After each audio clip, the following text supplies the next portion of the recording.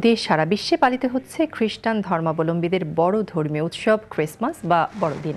দিনটি উপলক্ষে অন্ধকার ও অবক্ষয়ের বিরুদ্ধে লড়াই করতে জীবনে ঈশ্বরকে গ্রহণের জন্য রোমান ক্যাথলিক অনুসারীদের আহ্বান জানিয়েছেন পোপ ফ্রান্সিস।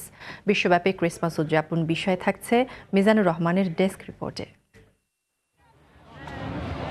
যিশু খ্রিস্টের জন্মভূমি বেথলেহেম। ক্রিসমাস উপলক্ষে চার্চ অব নেটিভিটিতে সারা রাত চলে নানা আয়োজন। এখানে যোগ দেন হাজারো পুণ্যার্থী। মোমবাতি জ্বালিয়ে শুরু করেন ঈশ্বরের বন্দনা আর প্রার্থনা।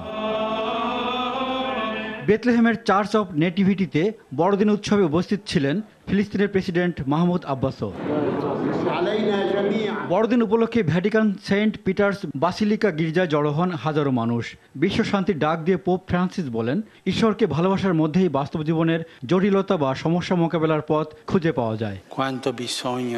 ইতিহাস পর্যালোচনা করলে দেখা যায় ক্রিসমাস হচ্ছে সেই সময় যখন স্মরণ করতে হয় ঈশ্বরের বাণী, যা অন্ধকার আর অবক্ষয় থেকে অনেক শক্তিশালী।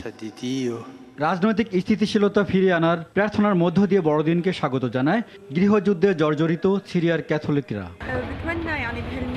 আমি আশা করি এই ক্রিসমাস সিরিয়ার প্রতিটি জনগণের মনে একে অন্যের প্রতি ভালোবাসা পুনর্জন্ম দিয়ে সবকিছু আগের মতো করে দেবে।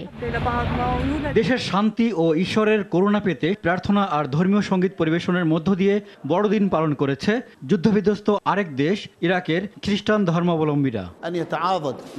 আমরা ইরাকি জনগণের শান্তি প্রার্থনা করি এবং বিশ্ববাসীকে ইরাকি জনগণকে সাহায্য করার দাবি জানাই। প্রার্থনা ও ধর্মীয় সঙ্গীত পরিবেশনের মধ্য দিয়ে বড়দিন পালন করেছে মিশর, জর্ডান, ফ্রান্স, ইতালি সহ ইউরোপের প্রায় সবকটি দেশ।